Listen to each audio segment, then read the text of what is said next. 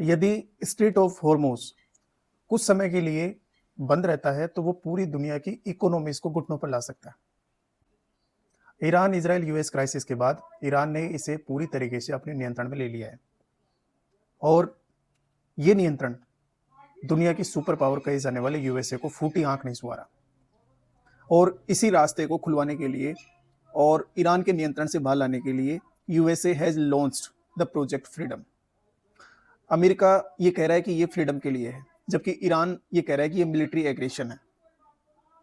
दुनिया का 20% oil supply जो गल्फ से निकलता है इसी रास्ते से होता है, और यदि ये रास्ता ब्लॉक होता है तो ऑयल प्राइसेस एक्सप्लोड कर सकती है, इन्फ्लेशन हाईजैक हो सकता है और दुनिया की इकोनॉमीज, ज़्यादातर एशिया पैसिफिक नेशंस की, वो पैनिक कर सकती है।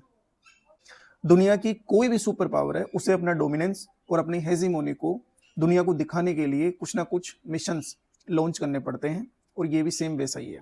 1991 के बाद जब अमेरिका का कोई कॉम्पिटिटर नहीं बचा आफ्टर डिसइंटीग्रेशन ऑफ यूएसएसआर, तो उसे बार बार रीजनल पावर्स के ऊपर अपनी हेजीमोनी दिखाने के लिए अमेरिका को बार बार ऐसा करना पड़ता है।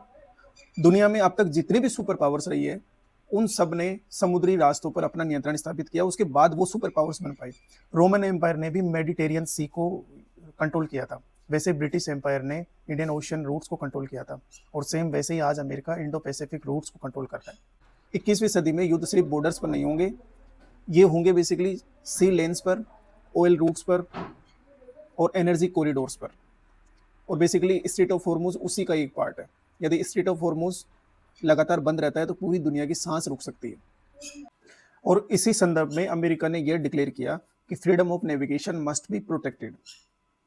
और बेसिकली ये नेविगेशन सिस्टम को कंट्रोल करने के लिए था, ऑयल रूट्स को रिस्टोर करने के लिए था, चेन सप्लाई को सुचारू रूप से चलाने के ऊपर था, और पावर ब्लॉक्स को पूरी तरीके से अपने डोमिनेंस में लेने के लिए था।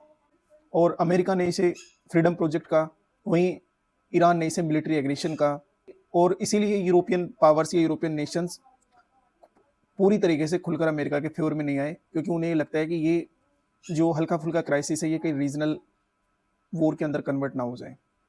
ऑपरेशन प्रोजेक्ट फ्रीडम हमें एक अनकंफर्टेबल रियलिटी दिखाता है, क्योंकि दुनिया आज भी पूरी तरीके से रूल से नहीं चलती बल्कि स्ट्रेटेजिक पावर से रन करती है। प्रत्येक सुपर पावर अपने डोमिनेंस या हेजीमनी को जस्टिफाई करने के लिए उसे पीस, डेमोक्रेटिक राइट्स और सिक्योरिटी के नाम पे जस्टिफाई करने की कोशिश करती है, और हमेशा एक ही मैसेज दिया जाता है, we are intervening for stability.